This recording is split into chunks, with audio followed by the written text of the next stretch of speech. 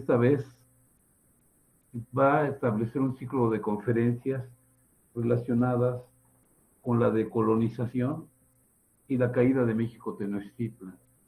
Es una fecha simbólica porque en unos días se va a cumplir 500 años de esa fecha. Entonces, este colectivo que de alguna forma ha trabajado intensamente por la cuestión de colonial, de sembrar una inquietud de parte del conocimiento de los pueblos indígenas, tiene la oportunidad de tener este ciclo que va a durar una semana. Y bueno, en esta ocasión contamos con la presencia de Fernando Espinal, que él en realidad ha tenido una serie de trabajos, a pesar de, bueno, no a pesar de su juventud, con toda su juventud ha tenido muchas experiencias con, con los pueblos indígenas, y además ha sido coordinador del colectivo Enrique Dussel y ha trabajado con él intensamente sobre la cuestión de la filosofía de la liberación y otros temas. Él es egresado de la Universidad de la Ciudad de México y hoy día ahorita el método que vamos a plantear es de que son 20 minutos aproximadamente de exposición y posteriormente, si quieren, abrimos la ronda de preguntas o entraría el otro ponente para exponer el tema. Entonces, bueno, si no hay otro, yo creo que vamos a plantear yo creo que las preguntas se engloban. Entonces yo creo que abrimos, le doy la palabra a Fernando Espinal para que empiece su disertación. Adelante, Fernando. Muchas gracias, estimado camarada Julián Báez, y muchas gracias también a mi compañera Emma Domínguez por haber aceptado la invitación a este humilde evento. Y gracias a los compañeros que nos siguen esta noche, pese a la competencia de redes sociales y tantos eventos que hay ahora a través de internet, ¿no? El propio Enrique Dussel, Katia Colmenares tienen otro justo ahora en vivo también. Pues bueno, el tema en general es genocidio sistémico, ¿no? Y lo voy a abordar en 3 momentos. El primer momento me referiré a la distinción entre una conquista por el territorio global en Europa, o en el Andalus, o en España, o en Marruecos, o en cualquier otra civilización durante el siglo XVI, y la especificidad de la violencia que Cortés y ese pequeño grupo de militares españoles ejercieron sobre el pueblo mesoamericano, ¿no? Y también esa gran matanza de Cholula, ¿no? Ese sería el primer momento. ¿Por qué hacer esa distinción? Porque hoy sabemos ya a partir de grandes investigadores, de diversos historiadores nacionales e internacionales, que la conquista de México Tenochtitlan y su caída ha sido el mayor genocidio de la historia moderna. Es decir, del largo siglo XVI, que fue muy violento en toda Europa, en el África, pero el corpus de la violencia es México Tenochtitlan. Ahora, hay una simbología que relata, ¿no? Y hay un discurso narrativo que expone que no es así, ¿no? Que sí murieron, ¿no? Algunos miles de mesoamericanos, de mexicas, pero que en realidad no es el espectro de la violencia que se trata de materializar a través de la historia. Sin embargo, cuando Cortés llega con los Ochimilcas, con los Tlaxcaltecas, ¿no? Hasta México Tenochtitlan, llegan a matar, a cortar cabezas, y Cortés decide destruir piedra por piedra la civilización en medio del lago. Es él el comandante en jefe de esta máquina de la muerte, ¿no? Y exterminan en su totalidad con una población sin piedad alguna. Comentan algunos historiadores contemporáneos, por ejemplo, voy a mencionar su nombre de este joven historiador, Federico Navarrete, ¿no? Que es un historiador muy conservador de la UNAM. Dice, bueno, es que no murieron tantos, ¿no? murieron los que debían de morir, y los españoles eran una minoría respecto a los tlaxcaltecas. Fueron ellos quienes se liberaron del yugo del imperio mexica. Vean, ese discurso narrativo es un discurso de la dominación, que amparado por Estados Unidos, crean a su vez desde el siglo XVII, desde el siglo XVIII novohispano, pues esta idea de que nuestros pueblos son constitutivamente salvajes y asesinos, ¿no?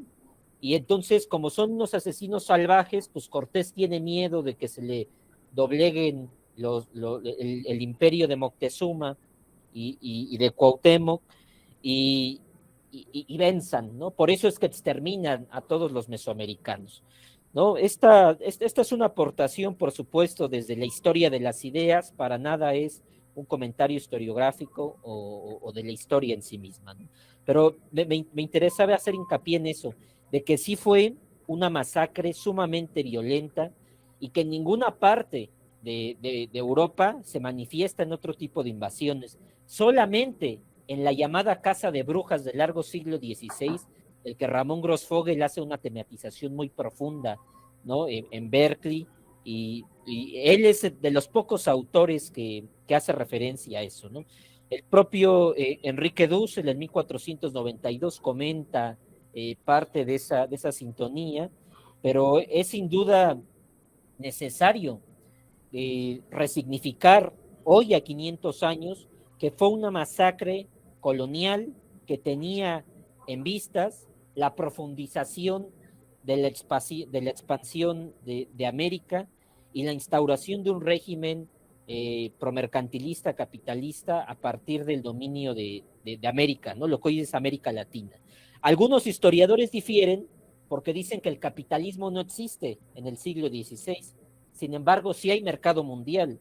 Y una vez que es destruida México Tenochtitlan, se generan una serie de procesos de resistencia, ¿no? En México, hasta 1531, 1532 son los últimos ápices de resistencia.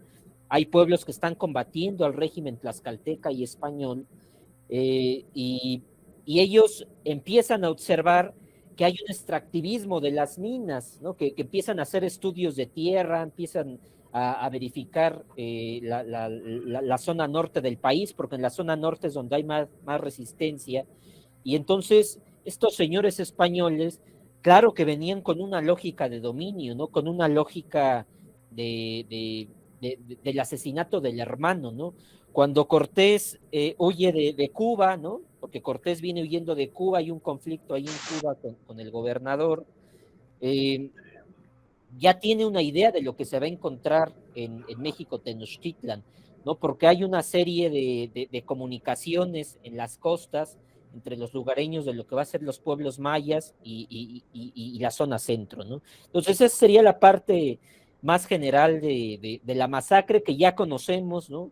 Que no la sabemos prácticamente de memoria, pero que es necesario recordar todo el tiempo, porque los españoles hoy en día, el propio rey Felipe niega que haya sido un genocidio.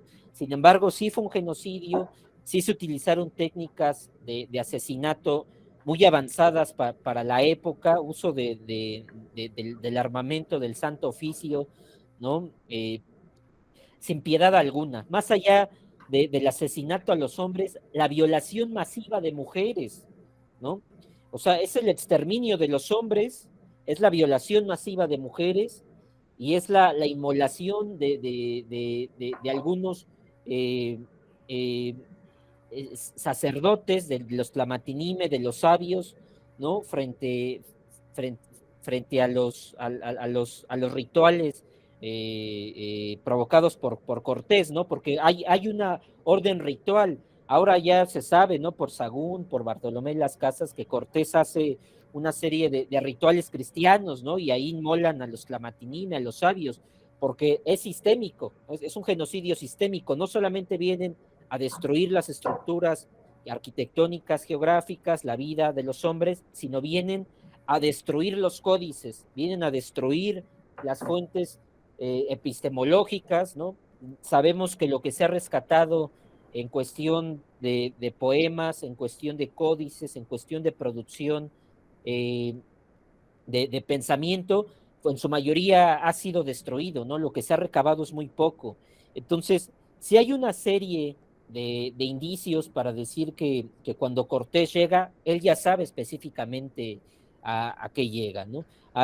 Los correos entre España y de lo que después va a ser la Nueva España son siempre de justificación, siempre de aliento a la colonia, nos vinieron a hacer un favor al colonizarnos, no nos vinieron a traer la modernidad naciente en el siglo XVI, y sin embargo no deja de ser a todas luces una, un zompoantle universal, ¿no?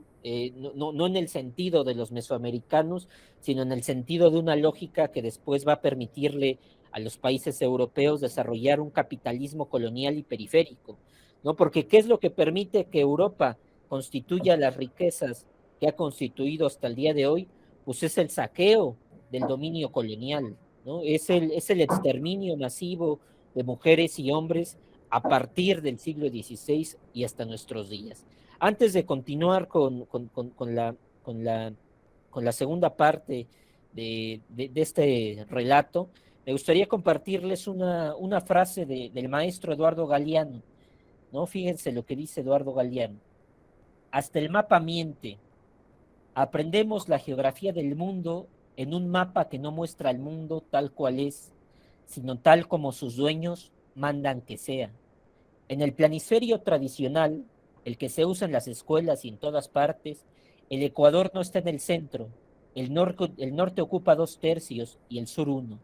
América Latina abarca en el mapamundi menos espacio que Europa y mucho menos que la suma de Estados Unidos y Canadá, cuando en realidad América Latina es 2 veces más grande que Europa y bastante mayor que Estados Unidos y Canadá. El mapa que nos achica simboliza todo lo demás: geografía robada, economía saqueada, historia falsificada, usurpación cotidiana de la realidad al llamado tercer mundo, habitado por gentes de tercera, abarca menos, come menos, recuerda menos, vive menos, dice menos, ¿no? A propósito del mapa de los 501 años cabeza abajo, ¿no? Que tenemos aquí a la espalda, ¿no? Entonces, vean la claridad conceptual de Eduardo Galeano para referirse al mapa que nos han robado, ¿no? Pero que en última instancia representa la posibilidad para que el capitalismo, como decía hace un momento, el capitalismo internacional se desarrolle en toda Europa. Y Europa, hoy, a partir de la pandemia, niega doblemente el genocidio sistémico al que fue provocada México, Tenochtitlan y América Latina por más de 500 años. Nos lo han robado todo, nos han saqueado casi todo, y Latina sigue en pie, y estos señores quieren volver, o sea, están dispuestos a volver y están dispuestos a arrasar con cada uno de los pueblos originarios de nuestra América. Esa es la gravedad a la que nos enfrentamos en el siglo XXI y que desgraciadamente en las universidades y en los cursos que se imparten en América Latina ya no se toca porque se está mercantilizando la educación hacia un aspecto totalmente empresarial, ¿no? El mercado y la empresa, y está importando cada vez menos pues el desarrollo crítico, ¿no? La promoción de epistemologías, no solamente del sur, sino epistemologías originarias. En última instancia, ese es el criterio de demarcación con el que deberíamos empezar a desarrollarnos puentes de resistencia contra este genocidio sistémico. Empieza con la caída Hay de unas doraditas, ¿no? Tenochtitlan el 13 de agosto de 1521, pero continúa sistemáticamente hasta nuestros días. No se ha detenido en un solo momento. Y desgraciadamente, nuestros pueblos originarios, 500 años después, siguen siendo avasallados y maltratados por el sistema moderno capitalista y peor aún, por el sistema político que domina.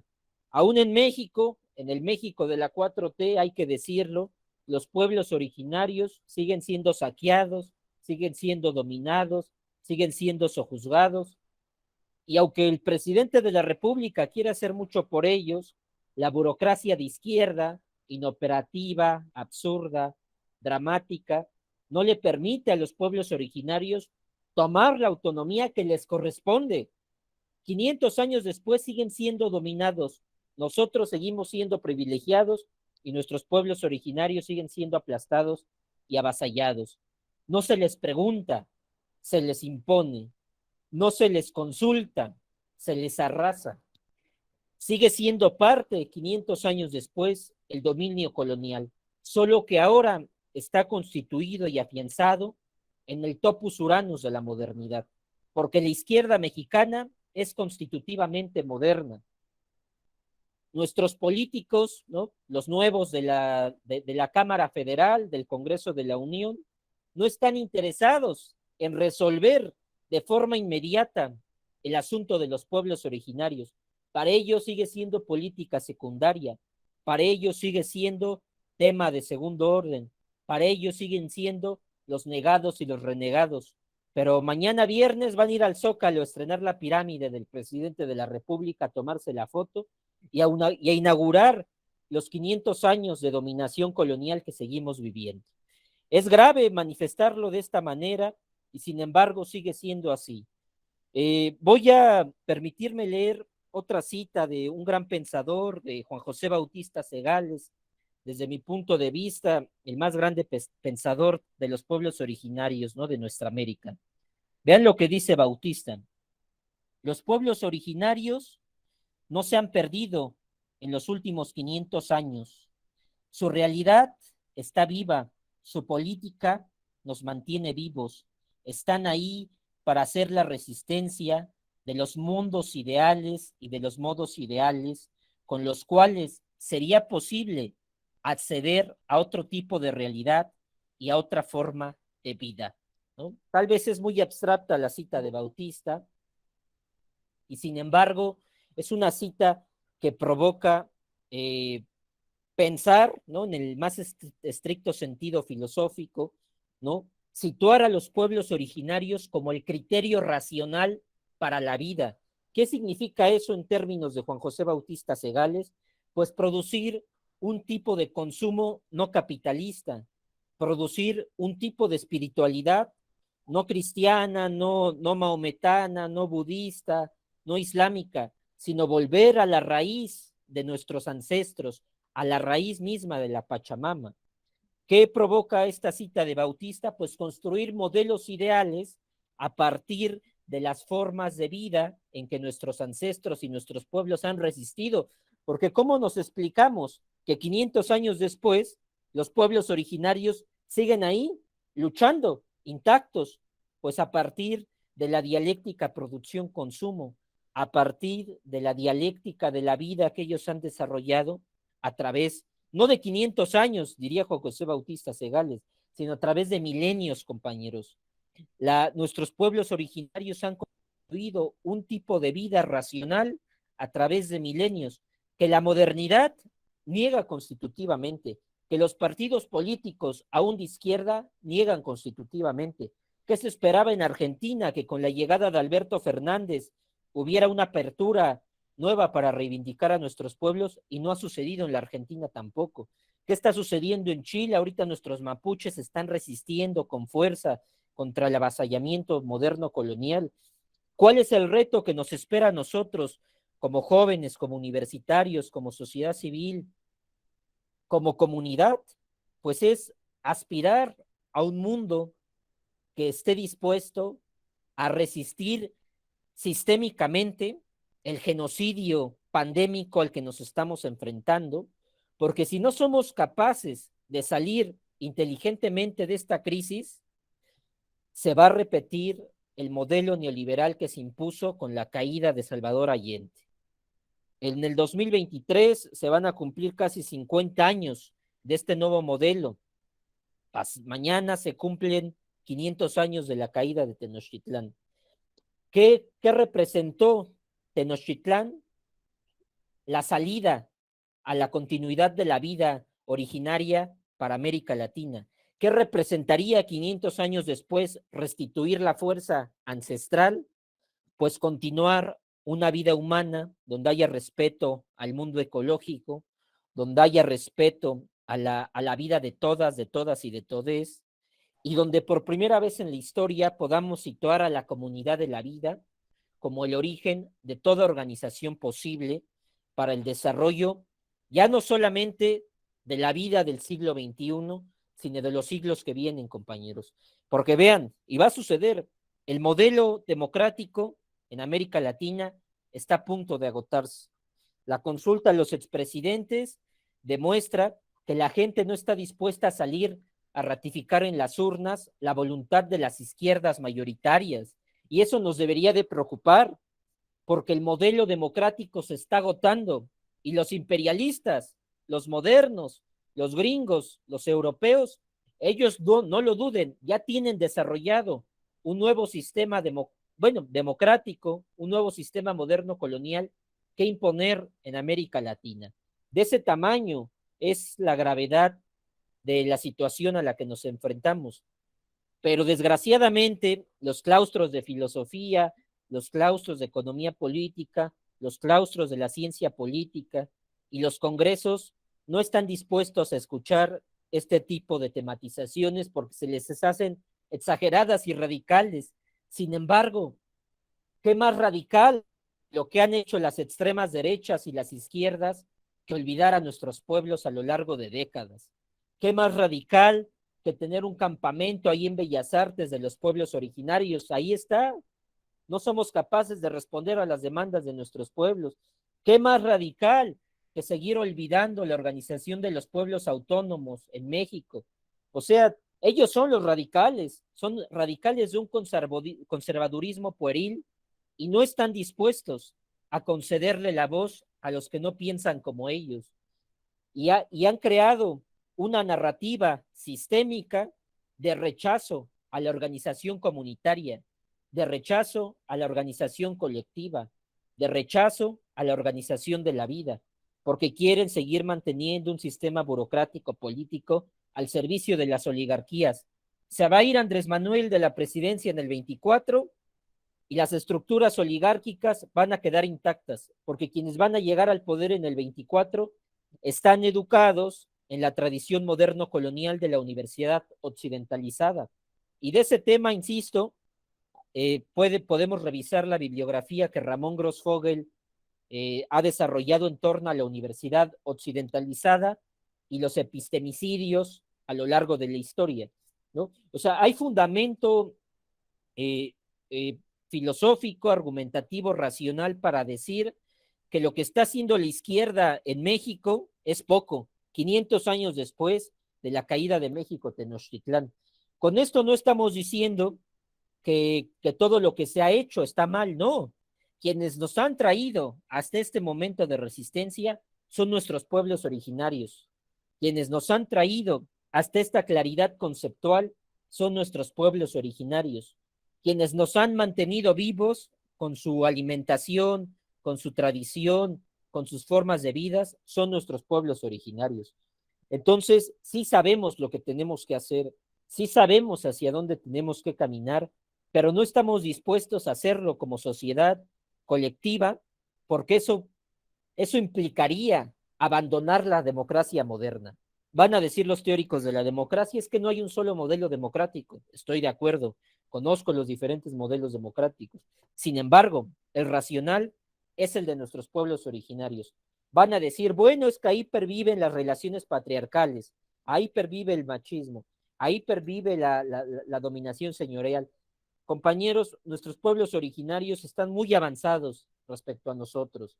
Tienen carencias como todas las formas y organizaciones entre humanos, pero están muy avanzados en cuanto al criterio de demarcación que es el de la vida, ¿no? Esa sería la primera parte de esta exposición, ¿no? Ahí la dejo y voy concluyendo para no abarcar tanto tiempo. Bien, la segunda parte, ¿no? ¿Qué implica en términos de una filosofía de la historia 500 años de dominación colonial? ¿No? Y lo voy a decir sencillo. Lo que implica es la necesidad de producir un nuevo sistema de pensamiento que ya no parta de la organización política moderno colonial, sino que por primera vez parta de las epistemologías racionales producidas, ¿no? En todos los pueblos de Latvia Yala y en todos nuestros pueblos mesoamericanos, ¿no? ¿Cómo vamos a hacer inteligible esa nueva epistemología? Pues yendo a las comunidades a vivir la vida, ¿no? Real, ¿no? La vida que se manifiesta, la vida que, en la que es determinada toda la organización. Si seguimos teorizando, pues vamos a escribir muy buenos libritos, vamos a tener muchos doctorados y hasta doctorados honoris causa, pero nuestros pueblos van a seguir sufriendo, compañeros. Tenemos que comprender en este momento de la historia que ya no se trata de una sobrevivencia académica, de una sobrevivencia del sistema político vigente, sino que se trata de salvar la vida de la humanidad toda. No es fácil, no es sencillo. Tenemos que ir a aprender de las comunidades y créanme que ellos también van a aprender de nosotros porque ellos sí comprenden el principio vida. Entonces, la tarea no es sencilla, no la va a hacer una sola mujer, un solo hombre, una otra, un nosotros, un nosotros. Tenemos que ser todas y tenemos que lanzar puentes de diálogo, puentes de comunicación en favor de un principio racional de la vida que no sea eurocéntrico, ¿no? Que no sea totalitario y que no parta de la doctrina caduca de las izquierdas latinoamericanas, ¿no? Yo propongo que la mejor bibliografía actualmente es la de Juan José Bautista Segales, desde mi punto de vista es el pensador de avanzada, ¿no? Él pudo hacer una digestión de Apple, Habermas, Dussel, Hinkelhammer y partió de la relación místico-existencial de los pueblos de la Vía Yala, pero en México nos falta hacer ese pasaje, ir a Oaxaca, ir a Chiapas, ir a Puebla, ir con los Huirarricas, ¿no? Ir al norte. Tenemos que hacer ese pasaje crítico existencial porque el tiempo que tiene la Tierra, compañeros, es muy corto. La pandemia es el experimento global para ver cómo reaccionamos ante el encierro. La salida a la pandemia es la organización que debemos de hacer colectivamente para manifestar un principio racional de la vida en favor de la madre tierra, compañeros. Fui un poco redundante en algunas ideas porque creo que era necesario aprovechar el espacio político para decir ciertas cosas. Después vamos a hacer un memorial de estos eventos, al final vamos a hacer un librito, ¿no? Lo que estamos criticando, pero lo importante acá es discutir, ¿no? Este tipo de presupuestos históricos, ¿no? Que no se acepta en la izquierda estándar, ¿no? Que son tomados como un radicalismo, pero que en realidad evoca la voz de nuestros pueblos, la voz de nuestras negadas y de nuestros negados. Entonces yo diría que no olvidemos, compañeros, que el corazón de nuestros pueblos late en el sentido de la gravitación de la Tierra. El sentido racional de nuestros pueblos se unifica a partir de la relación cognitiva con el astro universal, ¿no? Y, y la humildad y la bondad racional de nuestros pueblos está en clave comunitaria, ¿no? Hacia allá tenemos que transitar, compañeras y compañeros. Les agradezco haber escuchado estas líneas, ¿no? Al aire necesarias a 500 años de la colonización de nuestra América. Muchas gracias, Julián Báez.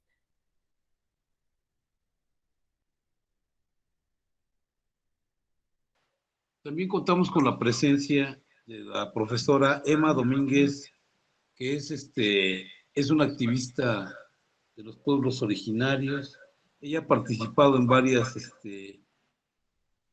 prácticas, yo diría, importantísimas a raíz de la generación del EZLN. Ha estado en los Caracoles, ha estado en Cuba, también ha participado en Venezuela y tiene una amplia experiencia en este tema, ¿no? Este tema que, como decía Fernando Espinal, hay que bajar a las comunidades, ¿no? Y ahorita está el reto, el gran reto que está pendiente es de volver a que los acuerdos de San Andrés se hagan vigentes en esta cuarta transformación. Le damos la palabra a ella. como les digo, ya tiene mucha experiencia en el contacto con las comunidades y esto nos permite que nos amplíe con esta exposición su participación para enriquecernos. Doy la palabra a la maestra Emma Domínguez. Adelante. Hola, buenas noches a todos y a todas. Primeramente, gracias por la invitación al colectivo Enrique Dussel. Gracias a todos los asistentes. Espero me escuchen. Estoy un poco ronca, pero bueno, voy a tratar de hablar lo más claro posible. Voy a referirme un poco a lo que decía Fernando en torno a por qué llamar lo que sucedió hace 500 años un genocidio, ¿no? Estamos acostumbrados a hacer la historia siempre de manera occidental, ¿no? Estamos acostumbrados a tomar la teoría de la historia en torno a lo occidental. Entonces, tenemos la historia de lo que pasó hace 500 años, tanto como con fuentes de tradición hispánica, pero también con fuentes que se han venido rescatando a partir de los años, como con profesores como León Portilla, que bueno, hizo una recopilación importantísima de los códices que nos narran muchas cosas y que efectivamente tiene un libro denominado La visión de los vencidos. Este libro obviamente narra la visión de los conquistados y entonces cuando nosotros tenemos este tipo de lecturas podemos entender justamente que lo que sucedió hace 500 años fue un genocidio. Desde 1948 hay una lucha constante entre qué es genocidio o no, a partir de la Organización de las Naciones Unidas hace estas diferencias y toma justamente el término de un autor llamado Rafael Leuki, que es un jurista polaco, en el que él acuña el término genocidio en el siglo XX en un libro denominado El eje, el poder del eje en la Europa ocupada. Él empieza entonces a armar este término y justamente dice que es el exterminio sistémico de un grupo social motivado por cuestiones de raza, de religión, de etnia, política o nacionalidad. Bueno, si nos referimos propiamente a este autor, él nos va a decir que la colonización es justamente un proceso que es intrínsecamente genocida, ¿no? La colonización y el imperialismo van a ser, las dos prácticas van a estar van a ser intrínsecamente genocidas, ¿no? Y que van a tener dos etapas además, ¿no? Hablando de manera particular en Tenochtitlan, porque bueno, la primera etapa tiene que ver con la destrucción del modo de vivir de los pueblos originarios. Y la segunda etapa va a tener que ver con que los recién llegados van a imponer el modo de vivir de los conquistadores. Entonces, eso fue lo que pasó en Tenochtitlan, ¿no? Además, sabemos, y las cifras, bueno, tampoco, las cifras del CEPAL del 2014 también nos van a dar muestra de cómo fue esto, de cómo fue el exterminio de los pueblos originarios, no solo en Tenochtitlan, sino en América Latina, ¿no? Nos va a dar una cifras en donde vamos a poder darnos cuenta que no solamente fue la cuestión de la violencia con la que ellos llegaron y trataron de dominar y de imponer su religión. Sabemos que fue también una dominación tanto religiosa, una dominación política, social y económica también. Y bueno, pero también sabemos que fue una cuestión de dominación espiritual y cultural, ¿no? Una de esas cosas es que, bueno, sabemos lo que decía Fernando también, que fueron poco a poco destruyendo todos nuestros monumentos. Y no solo con eso bastó, sino con las violaciones, ¿no? Con las matanzas, y bueno, también tiene que ver con la parte en la que estábamos en desventaja. Eduardo Galeano dice que desde el momento de la colonización nos convertimos en un pueblo en desventaja y que nosotros hemos ido, a pesar de tener todos los recursos naturales y todos los medios para ser grandes potencias, nunca pudimos ser porque fuimos colonizados, y desde ese momento nos quedamos con el pensamiento de ser colonizados, de que éramos personas que pues solamente éramos colonizados y teníamos que estar siempre pues al yugo, ¿no? de los conquistadores. Y entonces, este papel de desventaja en la estructura socioeconómica y política nos va mostrando que los pueblos originarios desde ese momento se quedaron en esa desventaja, desde el momento de la conquista. Es impresionante cómo uno lee a veces estos relatos y narran la tristeza que sienten de ver sus monumentos destruidos, de ver a su gente muerta, de saber que ellos de alguna manera, por el mito que conocemos de Quetzalcóatl, pues bueno, de alguna manera confiaron y bueno, pues fueron totalmente engañados, totalmente despojados, totalmente humillados, y el papel de humillado se quedó desde ese momento. Entonces los pueblos originarios no solo fueron mutilados en todo ese sentido, sino que también en la cuestión de la colonialidad, ¿no? Que no solo fue la colonización, sino la colonialidad, que tiene que ver precisamente con cómo en el pensamiento, en la manera de pensar, también estamos subyugados ante un poder hegemónico. Como desde ese momento también comienzan a ser parte de esta estructura en desventaja, de esta estructura socioeconómica en desventaja, ¿no? En todo momento. Ahora bien, a partir de esto, de lo que mencionaba de que es un genocidio, hay también algo bien importante que quiero retomar. Hice algunos apuntes para ir como con una secuencia y no despabilar, desperpejarme y decir muchas cosas.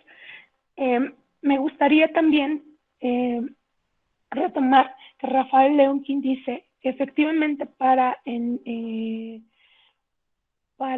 poder entender esta cuestión del genocidio, ¿no? Y de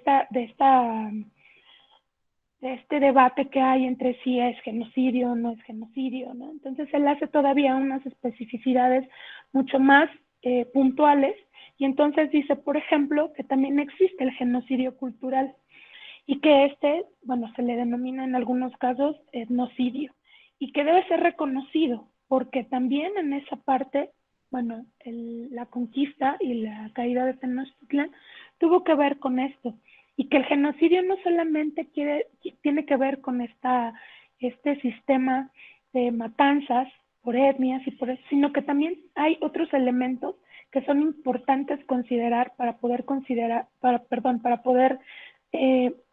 nombrar un evento como un genocidio. Entonces, él dice que, bueno, las matanzas de un miembro de un grupo es parte de un genocidio, ¿no? La lesión grave a la integridad físico-mental de los miembros de un grupo es un genocidio. El sometimiento intencional del grupo a condiciones de existencia que hayan de acarrear su destrucción, ya sea física, mental o parcial, también es parte de un genocidio. Impedir nacimientos es parte de un genocidio, y sabemos que estas prácticas de impedir nacimientos también se dieron en México y en América Latina.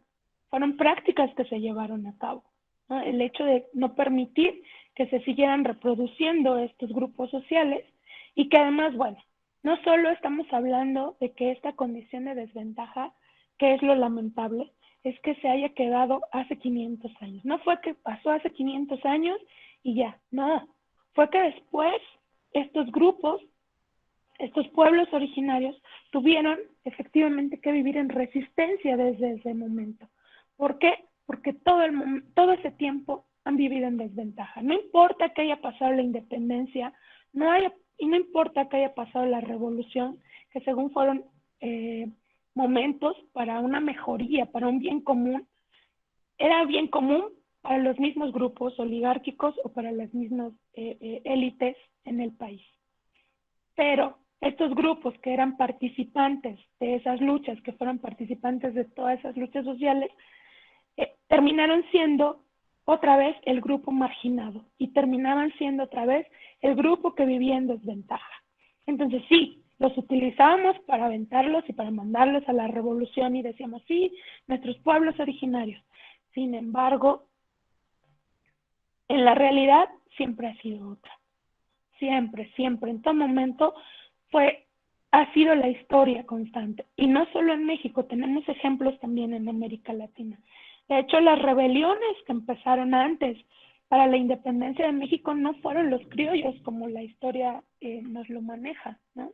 Fueron grupos de pueblos originarios que se levantaron, ¿no? Tenemos muchos ejemplos en Yucatán, tenemos muchos ejemplos Tupac Amaru, tenemos muchos ejemplos mucho antes de una liberación de los españoles.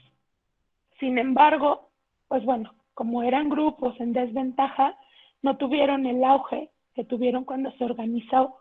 Todos sabemos que los movimientos de independencia no fueron organizados, como nos dice la historia oficial, por gente del campo, sino fueron por los criollos que estaban perdiendo privilegios ahí, y pues bueno, ¿no? O sea, es una cuestión en donde vemos también el maniqueo de la historia a favor, ¿no?, de los vencedores, a favor siempre de la hegemonía, ¿no?, de los grupos de poder.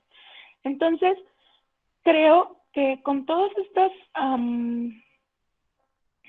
bueno, por ejemplo, también un punto importante de qué podría también denominarse o formar parte de un genocidio tiene que ver la conversión de una religión forzosa, ¿no? Entonces, bueno, ese también es un claro ejemplo. Hubo todo esto que he mencionado, lo hubo durante el periodo de la conquista.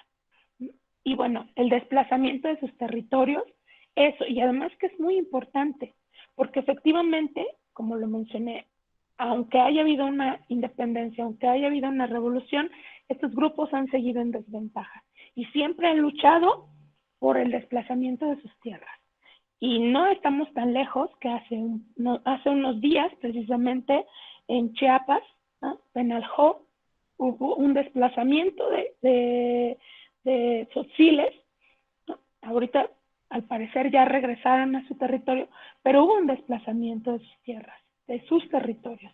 Entonces, las luchas siempre de resistencia, que a veces se han tornado en rebelión, que no es lo mismo la resistencia que la rebelión. La resistencia es esto, es permanecer, sí, con medidas de algún modo pacíficas en lucha contra el Estado. Una rebelión ya, pues bueno, es cuando hay violencia, cuando hay un enfrentamiento directo con las fuerzas del Estado.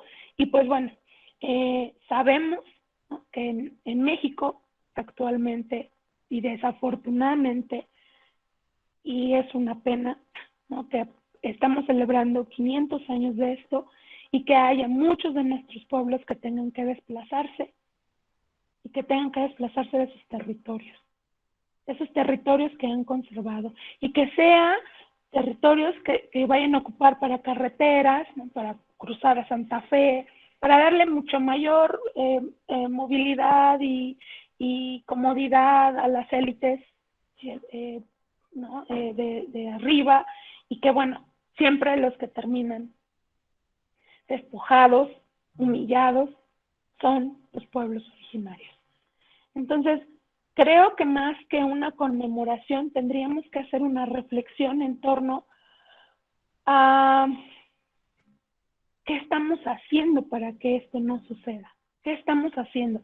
Desafortunadamente, hablar de pueblos originarios también es hablar de discriminación, en todo momento, ¿no? Discriminación por parte de las de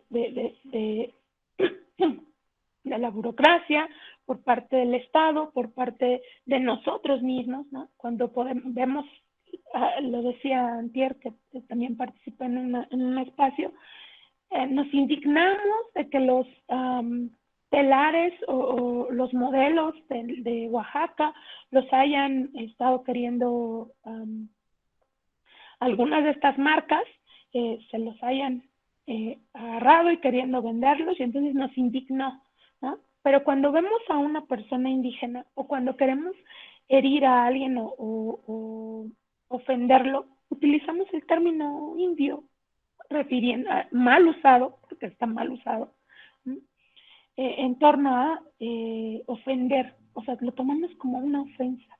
Entonces, ¿qué estamos haciendo? ¿Desde dónde estamos nosotros decolonizando el pensamiento? ¿No? ¿De dónde estamos teniendo acciones? ¿No? Estos espacios creo que son fundamentales para poder tener este tipo de reflexiones y para decir, bueno, en realidad sí, es indignante que 50 millones de indígenas en la región de América Latina hayan muerto, pero que sigan muriendo y por las mismas causas. Por causas de pobreza, por causas de desplazamiento, por causas de migración, por causas de luchas, incluso sabemos, con el narcotráfico. ¿Qué está pasando entonces? ¿Qué es lo que estamos haciendo? Y pues bueno, lo que les decía acerca del CEPAL es que, bueno, la exterminación violenta y las nuevas enfermedades hicieron que 130 años después de la colonización, el 90% de la población indígena haya desaparecido, ¿no?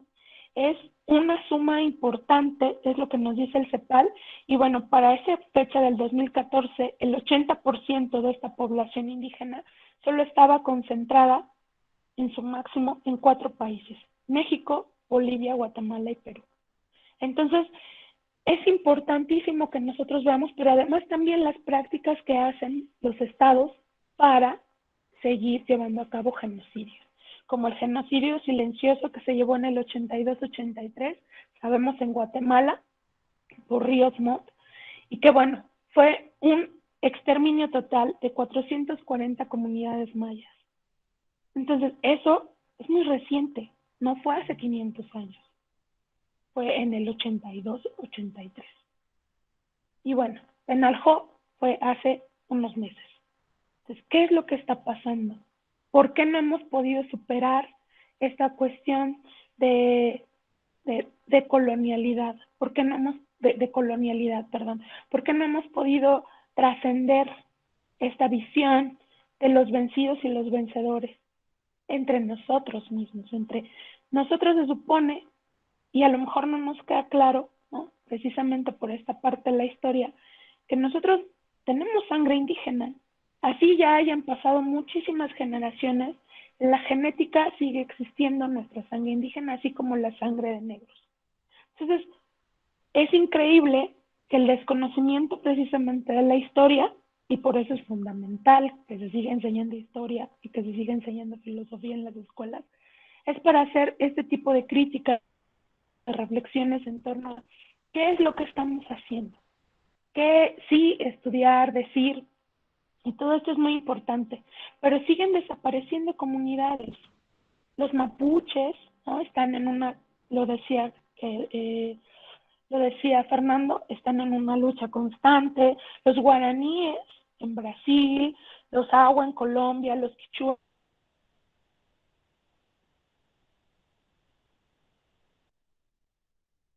en Ecuador, los guaraní en Paraguay, ¿no? Y todas estas, y ahora no es un genocidio de estas etnias, sino que tiene que ver con un extractivismo, que tiene que ver con el capitalismo.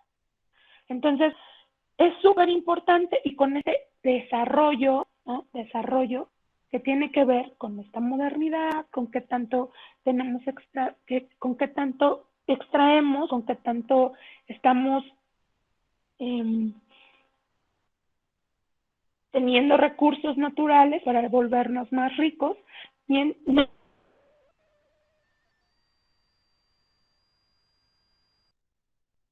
nos importa cuántos pueblos se tengan que desplazar, ¿no? Un ejemplo claro, lo decía, me han dicho el daño ambiental que va a haber.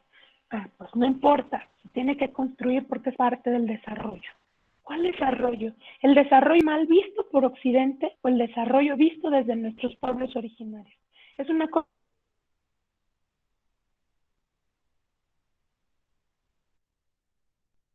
muy distinta. Ellos el desarrollo no lo ven como lo ven nosotros. Desde los pueblos originarios lo que quieren es una armonía precisamente con la Pachamama. Y algo tenemos que retomar de ellos. Si bien es cierto que tienen errores, también es cierto que hay muchas cosas que retomar de los pueblos originarios.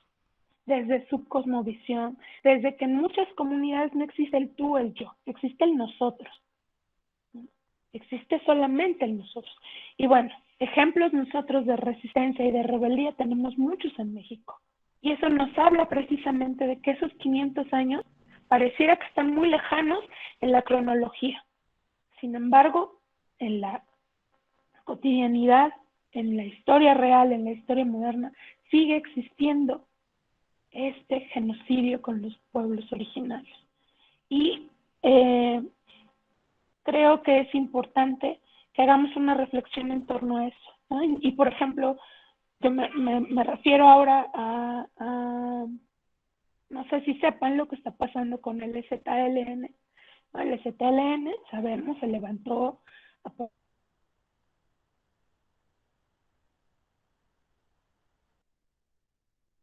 partir del 94 y bueno, desde ahí ha tenido muchas prácticas al interior, ¿no? Con sus caracoles, con sus formas de autogobierno, con sus formas de solidaridad, sus escuelas propias, sus hospitales propios y bueno, una infinidad de cosas que han hecho a partir de la organización desde abajo, como ellos dicen, ¿no? Y con el mandato obedeciendo. Están recorriendo Europa y bueno, están haciendo un movimiento muy bonito en Europa, precisamente para conmemorar los 500 años, ¿no? Están haciendo prácticas en donde llegan a Europa. Los europeos están ávidos de que les digan qué es, cómo hacen eso del mandar obedeciendo, cómo están organizadas sus comunidades.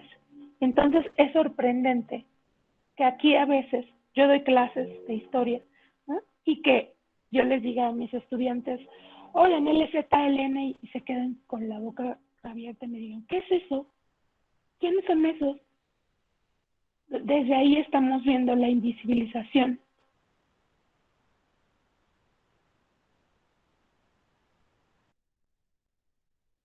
que tienen nuestros pueblos originarios. Y bueno, aquí me quedo con eso y lo comentaré más adelante. Muchas gracias. Lo vertido hasta ahorita ha sido fundamental para enriquecernos y actualizar un poquito la cuestión, no mucho, más bien no mucho, la cuestión de cómo nos encontramos ahorita en América Latina y en México sobre la cuestión de los genocidios que siguen presentes. Entonces, bueno, yo abro la ronda de preguntas. Tienen 2 minutos, el que quiera alzar la mano para hacer las preguntas a los compañeros ponentes.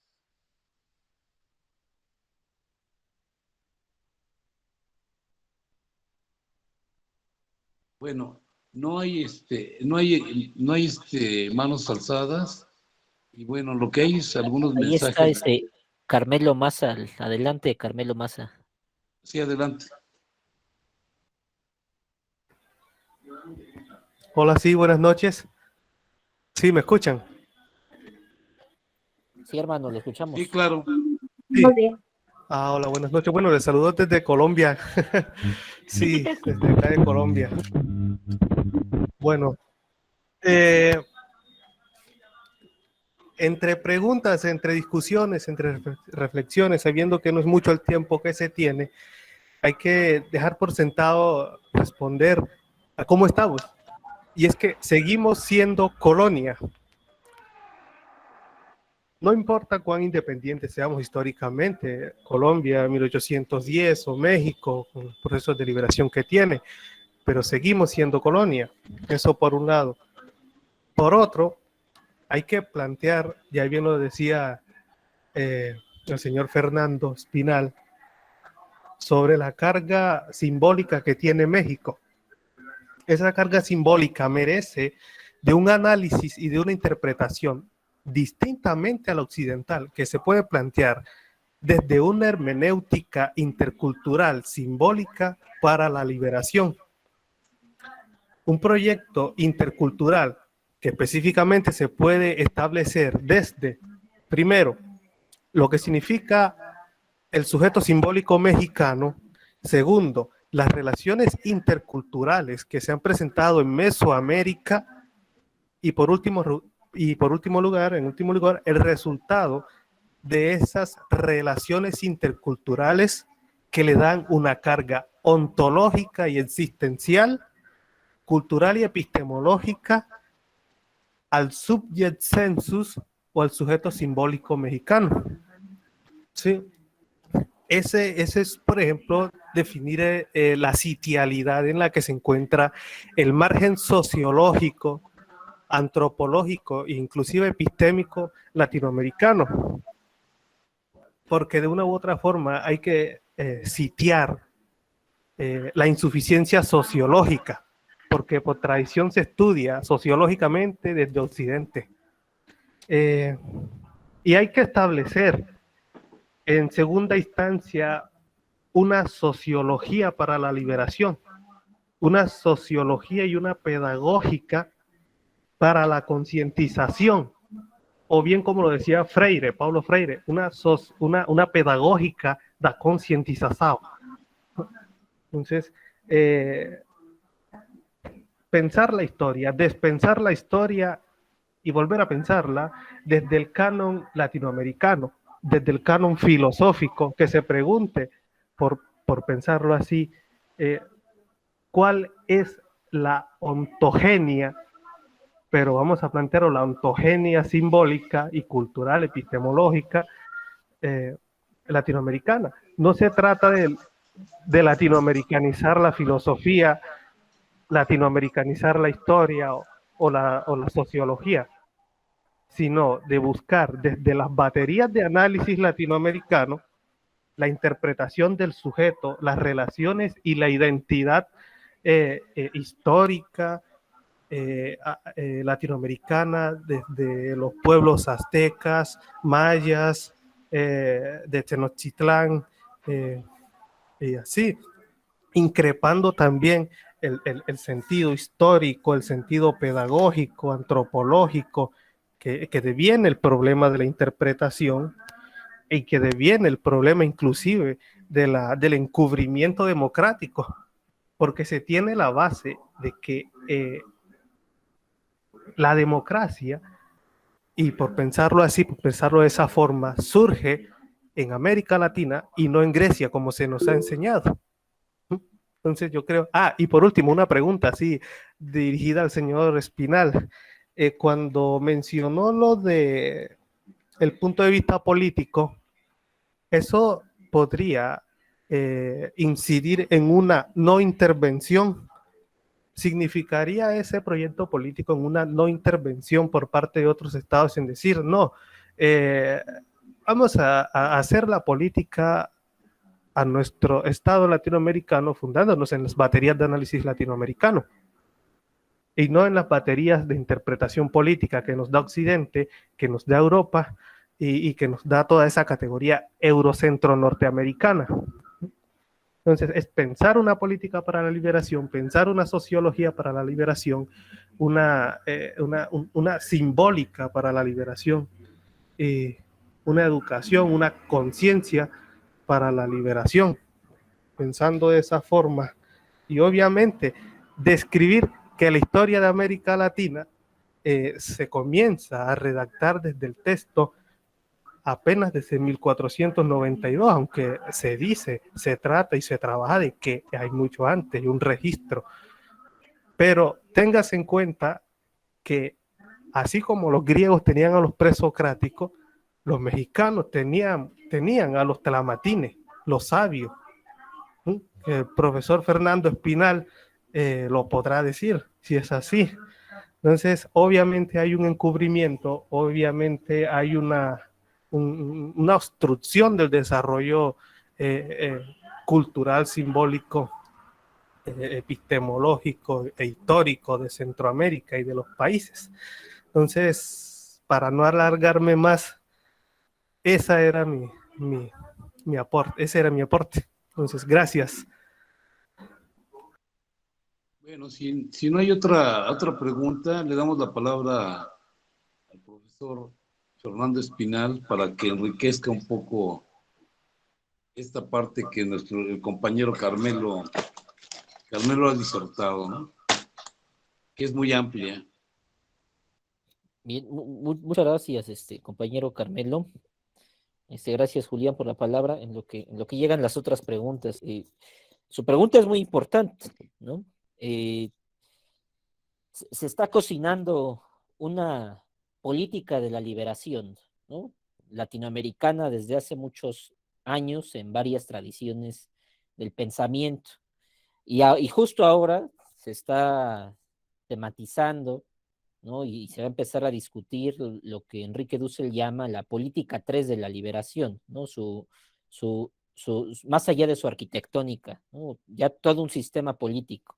Sin embargo, eso, y vean las implicaciones que tiene, eso, eso todavía implica un conocimiento profundo de la tradición europea y de todas las tradiciones políticas, sociológicas, antropológicas que ha producido Europa y Estados Unidos. Lo que necesitan nuestros pueblos, desgraciadamente, no se puede tematizar desde los libros, no se puede inteligir desde el pensamiento. Y aún una política de la liberación de avanzada como la de Enrique Dussel, pues no va a alcanzar a bajar a los extractos comunitarios más profundos de la vida en la tierra, ¿no? Decía Juan José Bautista Segales, es que el principio para el desarrollo de la vida comunitaria de nuestros pueblos no puede partir de las tradiciones, incluso latinoamericanas, ¿no? Porque no han hecho el pasaje crítico existencial de nuestros pueblos, y con eso paso a responderle. Yo creo que lo que necesitamos es desarrollar modelos de política comunitaria en los pueblos, ¿no? Cada pueblo es constitutivamente distinto a otro. Una política que funcione para Argentina o para Colombia no va a funcionar en México, porque el tipo de ciudadanos, bueno, no de ciudadanos, el tipo de habitantes, sus regiones geográficas, sus problemas son distintos. Puede haber un marco general universal que nos guíe los principios relativos para operar, pero las políticas tendrán que empezar a ser, si en verdad queremos conservar la vida en la tierra comunitariamente, interregionales, ¿no? Tienen que empezar a ser específicas para cada región, si no, los modelos de desarrollo, aún los latinoamericanistas, no van a poder siquiera aplicarse, porque ¿cómo funciona un modelo en la democracia? A partir del derecho, a partir de la legalidad, a partir del marco jurídico contemporáneo. Y desgraciadamente, la realidad operativa en nuestros pueblos no funciona así. En los parlamentos, en los congresos, en los senados, se discute un tipo de política. Ahí puede funcionar una política de la liberación, pero en la realidad existencial no va a funcionar. Y no es que lo diga yo, lo dice Hugo Semmelman, lo dijo José Bautista Segales, el propio Salvador Allende, ¿no? Se antepuso al Estado como idea de organización social. Tenemos que ir hacia estos modelos de interpretación de los que usted hablaba, este sujeto hermenéutico, ¿no? Que tenga que ser responsable de la organización de su comunidad. ¿Por qué ¿por qué no dar la oportunidad en el siglo XXI de que nuestros pueblos se organicen como se han organizado cientos de pueblos en América Latina y que hoy han sobrevivido? Desde mi punto de vista, se trata de generar y de aprender modelos de colectivización, de organización, de producción económica comunitaria a partir del mercado que ya existe, pero regionales. No estamos cerrando la economía con eso, sino simplemente es la vida organizativa, la vida política. Me gustó lo que dijo Emma cuando hacía referencia del EZLN. En la izquierda mexicana es donde más se critica al EZLN. Qué curioso que critiquen en la izquierda mexicana, muchos de mis amigos de izquierda mexicana critican los modelos de organización comunitaria. Eso significa que la izquierda todavía es constitutivamente moderna. Y entonces el gran reto sería crear modelos estratégicos de desarrollo, pero comunitarios, a partir de todas las otras experiencias, Carmelo. Es muy complicado porque ya existen, solo hay que aprender de ellos. El problema es que ¿quién quiere bajar a la tierra, insisto? ¿Quién quiere ensuciarse junto con el pueblo? Nadie. Queremos la comodidad del estudio, queremos la comodidad del Congreso. ¿Cómo producimos un modelo político comunitario, ya no solo democrático, sino de la vida? Yo ampliaría su pregunta, estimado Carmelo. Espero no haber sido más oscuro.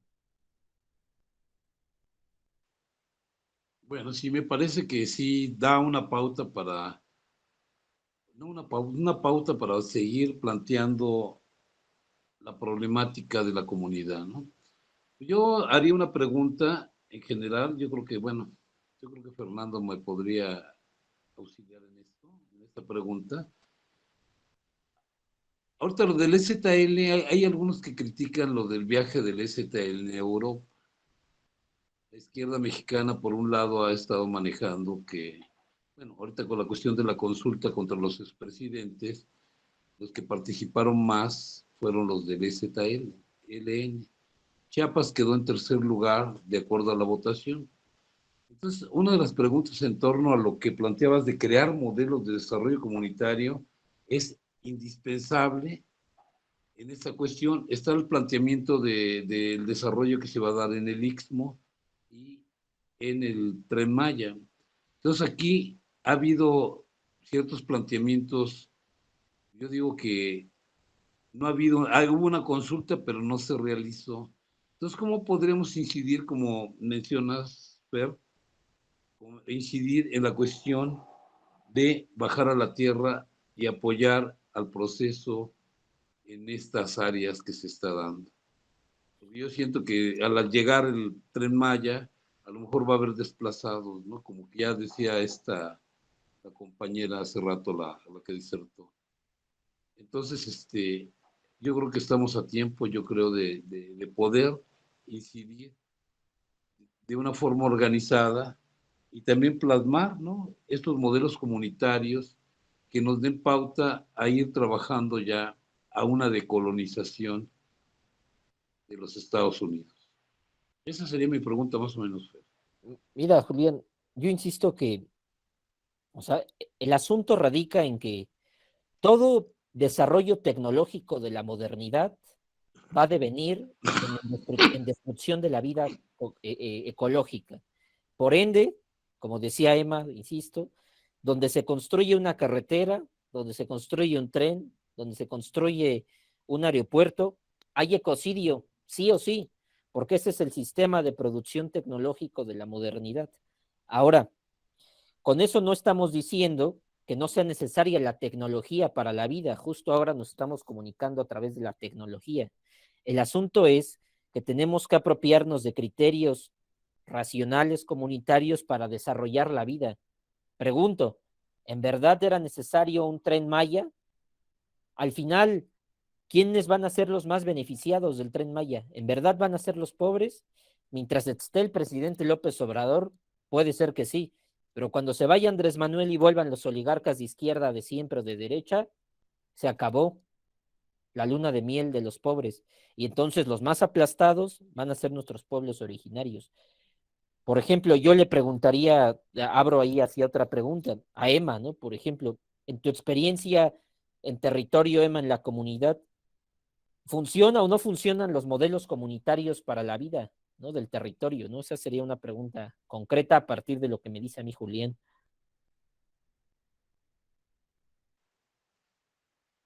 Le damos la palabra a Emma. Sí, no sé si siga presente, no la veo Bueno, aquí. en mi Sí, ya está. experiencia te puedo decir que funciona. Muchas gracias. Funcionan.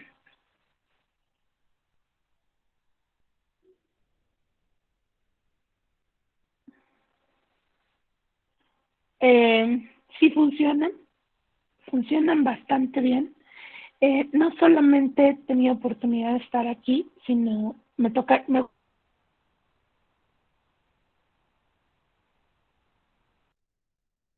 gustaría tocar algo que justamente que yo aprendí en Colombia. Me explicaron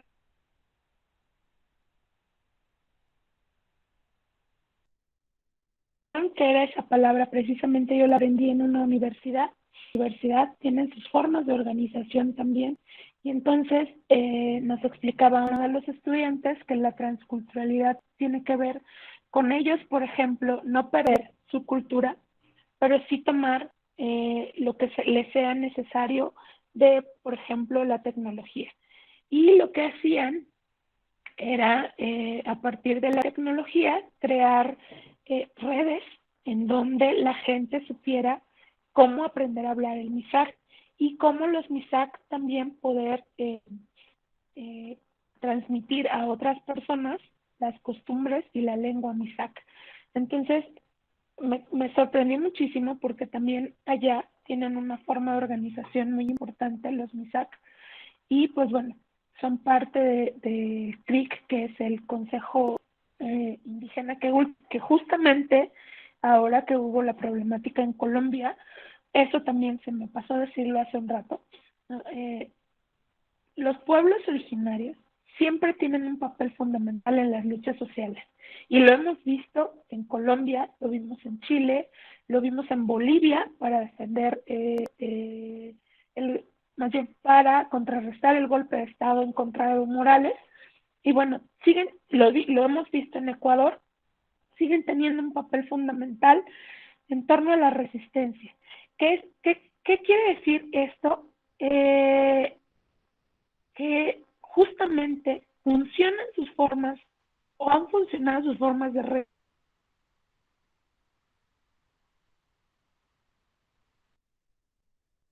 resistir, que ahora en luchas sociales actuales y que a pesar del mayor número de muertos en esta pandemia, no solo en México, sino también en América Latina, pues tiene que ver con esto, ¿no? Con cómo ellos se han organizado y cómo su forma de organización y su forma de ver la vida les ha funcionado para esta resistencia.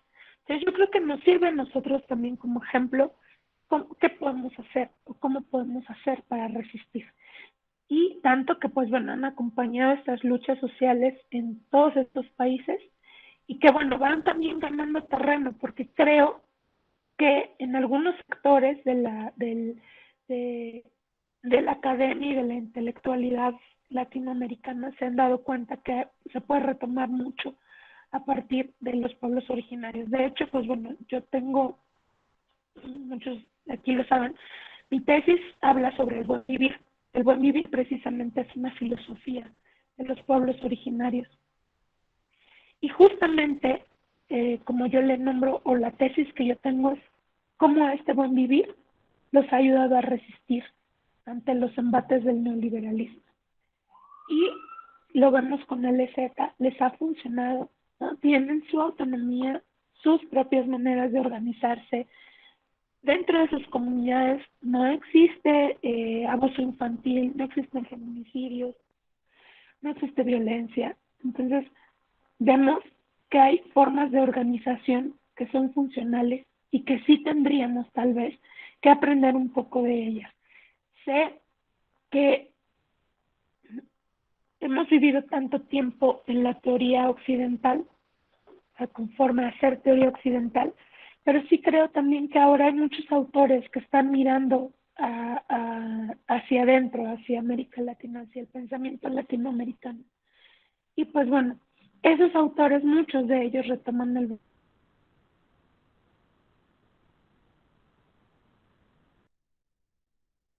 buen vivir, ¿no? Aníbal Quijano, Boaventura de Sauce,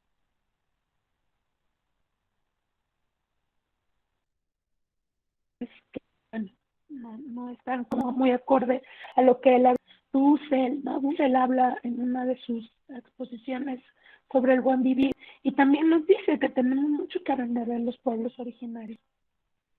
Incluso, por ejemplo, Noam Chomsky, que es un intelectual norteamericano, lo retoma y lo dice, mientras nosotros no miremos las formas de organización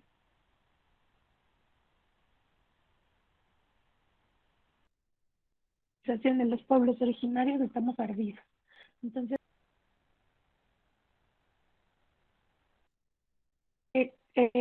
en estudios culturales se ha manejado que lo que se le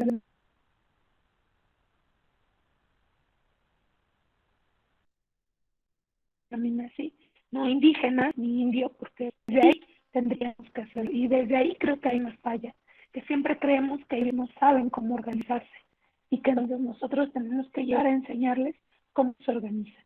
Pero esa es una visión todavía occidental, esa es una visión todavía de ponernos encima del otro, y decir, bueno, como tú no sabes cómo organizarte, o como no sabes qué es lo mejor para ti, pues bueno, te monto un tren Maya que te va a ayudar, porque tú no lo sabes, pero va a ser lo mejor para ti.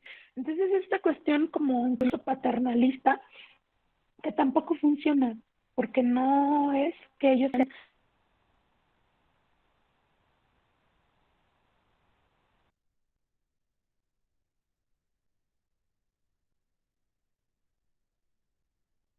los pobres pueblos originarios, no. El sentido que se merece estar resistiendo,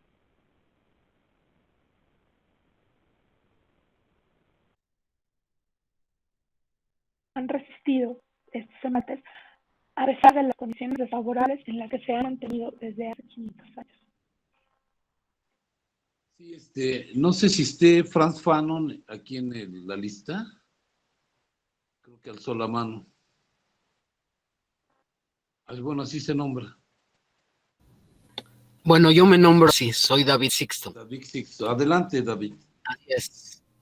Bueno, yo escuchando atentamente lo que han mencionado tanto Emma como Fernando, y acerca del tren, bueno, yo no voy a argumentar en favor de nadie, solamente voy a argumentar desde lo histórico. La vía ya estaba ahí. 1877, cuando los estadounidenses llegan a este país para extraer recursos, ellos fueron los que construyeron la vía desde Chiapas hasta la frontera norte. Llega Zedillo y la vende, pero las vías ahí están. Nada más es un tramo el que va a pasar por otra parte, eso lo digo por una diputada, me invitó, yo no puedo ir económicamente, no me puedo desplazar, y ella lo mencionaba al regresar, la cantidad de puentes que se han hecho para esa vía, esa es una, no estoy argumentando que es bueno o malo, es eficaz porque los estadounidenses lo utilizaban como medio para extractivismo. Yo que sí tuve la oportunidad de viajar desde el distrito hasta Zacatecas, Guadalajara, Monterrey y varias partes de Veracruz, es fantástico, es realmente impresionante lo que uno vive a través del recorrido, porque va conociendo justamente desde ahí, era un niño, pero desde ahí uno va aprendiendo quién es el otro, como hoy lo mencionaremos, desde ese sentido lo que habla esta Emma. Pero sin en cambio todos nos preguntamos quién es el otro, decía Carlos, el maestro Leckensdorf. El TIC es el nosotros, y justamente se articula en lo que ella habla, hacia dónde tiene que dirigir no solo la América, no solo México, no solo los gobiernos, sino prácticamente los 192 países, hacia dónde tenemos que ir construyendo hacia una sustentabilidad, pero sobre todo hacia las autonomías comunitarias. Porque si no partimos de ahí, justamente los que siguen dominando, no solo un grupo en este país, sino 100 familias que dominan, eran 1,200 familias que eran desde el 2002 con la crisis de Lehman Brothers quedaron solamente 700, y con esta pandemia del año antepasado ya nada más son 100. Bueno, ellos son los que están detrás de todo esto, de cómo desarticular. Yo les pregunto a muchos compañeros, apenas acabo de estar con unas comunidades allá en el Estado de México, y eso es lo preocupante, no es dialogar con ellos y articular con ellos, pero desde su núcleo ético mítico, como lo decía Emma, y no es tratar de llegar a imponer como lo hace la mayoría de cualquier universidad, incluyendo la UNAM y todas, es venimos a enseñar. Eso mismo aplicó Lázaro Cárdenas cuando llamó la revolución cultural. Bueno, nada más hay que ver los videos a qué le llamaba revolución cultural el Tata Cárdenas. De Tata no tenía nada porque desmanteló, destituyó, desterritorializó muchos predios y se los quitó a las comunidades. Eso no lo sabe la mayoría. Hay que revisar bien la historia. Lo que decía la compañera de los caracoles, bueno, también he tenido oportunidad, porque fuimos de los primeros que participamos en las consultas internacional, nacional y juvenil para el ejército en el 95, era un adolescente, y eso es lo preocupante, porque ya desde esos años la juventud, en ese entonces todavía yo joven, no participa. El día de hoy sigue siendo el mismo problema, la juventud no participa. Los 7 millones que salieron a votar en esta consulta, prácticamente la mayoría eran arriba de 50 y tantos años, y los jóvenes, ¿dónde están? Es la crítica que siempre le hago a mi querido maestro Jalife, que él siempre dice los millennials, los centennials. Le digo, bueno, los millennials y los centennials y los transmillennials, pues no aparecen, quién sabe en dónde estén, porque realmente no les interesa. Y ese es un gran problema que tenemos en esta colonización epistemológica, territorial, porque sigue siendo de otra forma. ¿Cómo revertirla? Tenemos que lograr articular nosotros y ellos, diría, y mencionó Colombia, y ya no está sí, ahí está el compañero de Colombia. Bueno, revisando unos documentos apenas para ver lo que se está construyendo y el núcleo mítico que tiene esta caída del 13, mañana específicamente, pero realmente se inicia a partir de junio de un año anterior, en el 20, donde salen huyendo por mujeres, donde los persiguen las mujeres y los expulsan a donde se llama ahora el árbol de la Gran Victoria. Justamente empieza un año antes, los hacen huir a todo ese colonialismo mediocre, ignorante, y hasta pareciera que Trump, cuando toma el argumento en contra de unos mexicanos y dice, son mediocres, drogadictos, asesinos, bueno, pareciera que estaba hablando de los españoles, porque la mayoría de los que vinieron a este territorio eran eso, la verdad, eran eso. Y si no logramos revertir justamente el pensamiento, hace rato estaba en una reunión en una universidad china que, bueno, me permitieron yo en español y ellos me tradujeron. Ellos siguen repitiendo, es que ustedes como indios, le digo, bueno, en primera yo no soy indio, soy mestizo. Los indios viven en la India.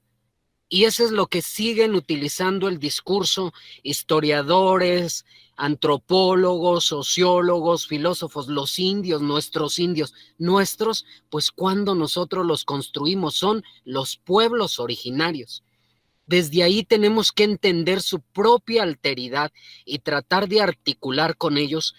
Esta semana también estuve ahí con los de Maxumaxá y los compañeros de Oaxaca que siguen ahí en Bellas Artes, los triquis acá en el INPI. Bueno, si no logramos articular, yo no veo ahí a la mayoría que hablan de sí hay que ir por los pueblos, por nuestros pueblos, pero no van y dialogan con los compañeros. Ellos atacan a un gobierno porque desconocen toda la historia que viene detrás, pero cuando uno se las menciona desde cuándo han sido saqueados, asesinados, bueno, ese es el cambio que tiene que haber. Por eso yo siempre insistiré, no es transformación, es transición para que después del 30 los que queden verán la transformación, lo poco que haya de transformación lo verán hasta después del 30, porque ahorita no es posible. El problema que tiene Bolivia, semejante al nuestro, ahorita los grandes problemas que tiene internos de todas las transnacionales que ya están ahí, el presidente, ahorita olvido, me disculparán, el presidente que hoy dirige, justamente tiene grandes problemas por todas las transnacionales que lograron meter los anteriores, y ahí es curioso, como una, siendo de mestizaje, se siente rubia, europea, y logró introducir a todas las empresas que aquí las tenemos, aquí tampoco nos damos cuenta de eso, pero por ejemplo hay 136 demandas internacionales contra este gobierno, y los golpes de Estado, más bien el terrorismo, ya no de Estado, sino el terrorismo de las transnacionales y el empresariado, ahí está. Tenemos que lograr articular con los pueblos, ¿de qué forma? Dialogando con ellos desde su propia alteridad, desde el TIC, como dirían los tojolabales, y siempre recuerdo al maestro Carlos Leckensdorf, que primero antes de hablar español aprendió a hablar tojolabal, y por eso existe ahí un libro, Pensar y filosofar en clave tojolabal. ¿Cómo nos reconstituimos si nosotros ni siquiera éramos cuando ellos ya estaban aquí? Muchísimas gracias, y fue interesante lo que los dos expusieron. Gracias. Muy bien, buena disertación, Franz. Yo daría un tiempo de 2 minutos a manera de conclusión, tanto a Emma como a Fernando, para que enriqueciera más a manera de conclusión las perspectivas que podemos tener a partir de esta charla. Entonces, si quieren, le damos la palabra a Emma para que... Julián, nada más creo que había una pregunta más de Luis Martínez, perdón. Deja ver si la veo. Es que no se ve. Bueno. Ya es que justo había bajado la mano. Pero bueno, sí, sale entonces, Luis, adelante. Sí. Gracias. Pues primero que nada, agradecer a los ponentes, extraordinarios temas, al compañero Carmelo, al compañero Franz, han hecho unos comentarios muy, muy interesantes, muy pertinentes. En el caso del compañero Carmelo, yo quería agregar una reflexión, porque se me hizo muy, muy interesante el acento que puso, la importancia que remarcó en el hecho de hacer un locus de enunciación. Él no lo empleó con estos términos, yo trataba de recordar qué término había empleado el compañero Carmelo, pero en sentido, bueno, utilizando los conceptos del maestro Dussel, del maestro Juan José, es la importancia del locus de enunciación, ¿no? Y luego, como ha mencionado también, que se me hizo muy importante, ¿no? La importancia de hacer toda una sociología, ¿no? Para el ámbito de la filosofía, de lo que implica este locus de enunciación, ¿no? Y es lo que nos ha enseñado el maestro Dussel en sus cátedras de geopolítica sobre cómo se desfonda este eurocentrismo, este helenocentrismo al ir 5.000 años en el pasado, ¿no? Y no partir de los griegos, sino de los egipcios. Ahora, en clave un poquito más, más actual, ¿no? En términos filosóficos, haciendo esta sociología, esta geopolítica, en la filosofía, pues, está el caso muy interesante de Kant, en su texto de ¿Qué es la Ilustración?, escrito en la década de los 80 del siglo XVIII, un poquito, años después de que fue el desmembramiento de Tupac Katari. O sea, haciendo esta reflexión sociológica o geopolítica, ¿no? Sobre qué es lo que está contenido a nivel global, a nivel mundial, en la totalidad, ¿no? De las relaciones del sistema mundo que ya estaba dado, ¿no? Sería interesante preguntarse si Kant se enteró del desmembramiento de Tupac Katari, ¿no? Que fue un par de años antes de su ¿Qué es la Ilustración?, ¿no? pero si sí se enteró, o y aunque no esté explícitamente enterado, es parte del ambiente, es parte del espíritu de esos tiempos, ¿no? Hacer consciente que en la ilustración está contenida esa dominación, pero brutal, y ese genocidio del que nos habló el compañero Fernando, ¿no? Entonces, bueno, nada más para decir que qué interesante comentario del compañero Carmelo. Yo quería comentar eso, porque sí es importantísimo mencionar esto del locus, ¿no? Del locus de enunciación, y de cómo también es necesario ponerlo en perspectiva, ¿no? En perspectiva sociológica, o en este caso geopolítica, de la relación que hay en nuestros pueblos, ¿no? Que es Latinoamérica y el pensamiento europeo con pretensiones de universalidad, ¿no? Y qué es lo que ha implicado para nuestros pueblos. Bueno, esa era mi participación. Gracias por el pequeño espacio. Muy bien, Luis. Todavía tenemos que trabajar mucho sobre la cuestión de la decolonialidad. Y yo creo que yo los veo a ustedes como jóvenes pensantes que están interesados en estos temas, y yo creo que van a fortalecer esto a futuro. Entonces, bueno, a manera de conclusiones, no sé, damos 2 minutos a Emma y a Fer, o si quieren más, pues me dicen, para enriquecer más esta charla. Entonces, si está Emma por ahí, le damos la palabra, ¿sí?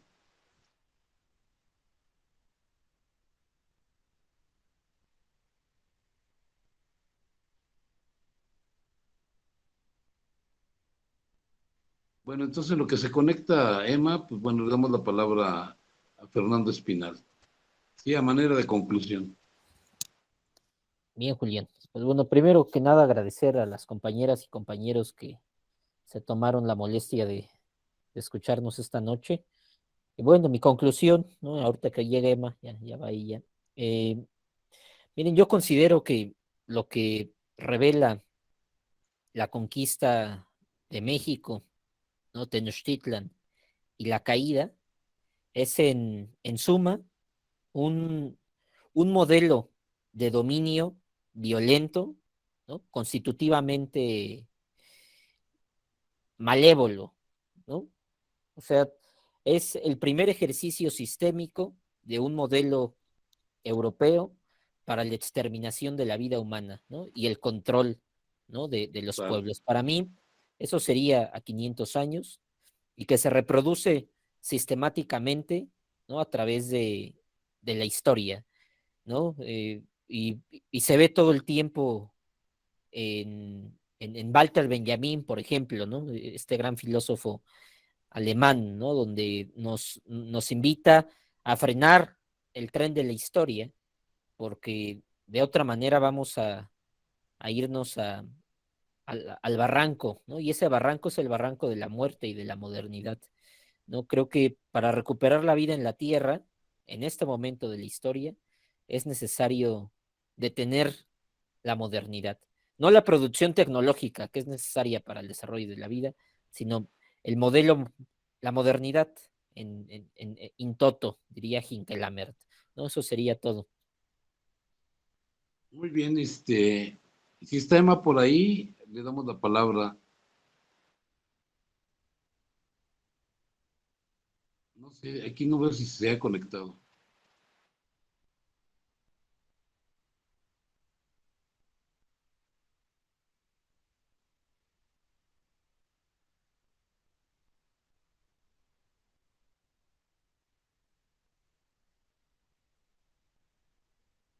Aquí en mi lista de conectados no la alcanzo a ver. Ni yo tampoco, ¿no? Pero sí era cierto Emma, también que estaba ¿puedes dar teniendo problemas de conexión. tu conclusión, Emma, por favor? Sí, oiga, sí, perdón, estoy teniendo problemas con mi internet y me está sacando, y de hecho no escuché lo último que dijeron porque no, el audio no estaba, no me estaba funcionando. Sí, la cuestión es de que ahorita se dé a manera de conclusión unos 2, 3 minutos para cerrar más o menos, ir cerrando, ir haciendo un cierre de esta charla. Ok, bueno, pues entre lo que estuve escuchando un poco me parece muy interesante las aportaciones que hicieron. Eh, sí considero también, como muchos de ustedes, en que escuchaba un poco, por ejemplo, lo que decía Franz en torno a lo de no llamarlo en nuestros pueblos o el sentido, como yo decía, discriminatorio que tenemos de decir indio o indígena. ¿No? Yo creo que desde que empezamos, desde que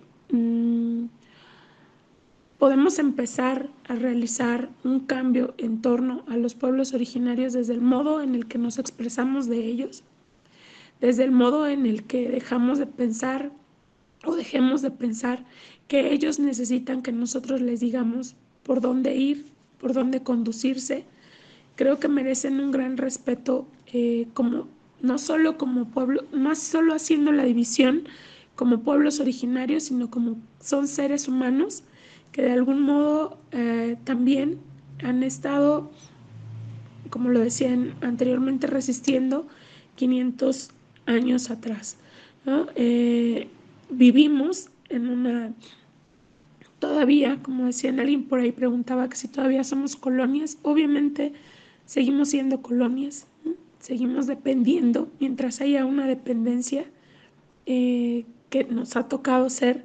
Y quería finalizar diciendo algo que escribió Galeano en Las Venas Abiertas de América Latina, con lo cual precisamente comienza el libro. Eh, y pensando que hago hincapié en lo que decía en un principio. No solo México, sino la región entera que fue precisamente colonizada, ¿no? Nuestra región entera de América Latina, ha sido testigo de este genocidio, pero sigue siendo testigo. Tanto que seguimos teniendo a la fecha líderes y activistas indígenas asesinados y desaparecidos. Eso nos muestra que la realidad de los pueblos no ha cambiado en lo absoluto desde aquellos tiempos hasta ahora. Que se hacen leyes, que el convenio de la OIT en el 89, que estas declaraciones sobre los pueblos de los derechos indígenas, sobre cómo, por ejemplo, en algunas constituciones, por ejemplo la de Bolivia y la de Ecuador, ya se menciona como un pueblo, como pueblos plurinacionales. Sin embargo, ¿qué tanto eso se queda solo en la teoría o solo en el papel? ¿Y qué tanto se está llevando a cabo realmente respetar los derechos de estos pueblos? Y bueno, finalmente voy a leer lo que quería compartirles desde hace un rato de Eduardo Galeano.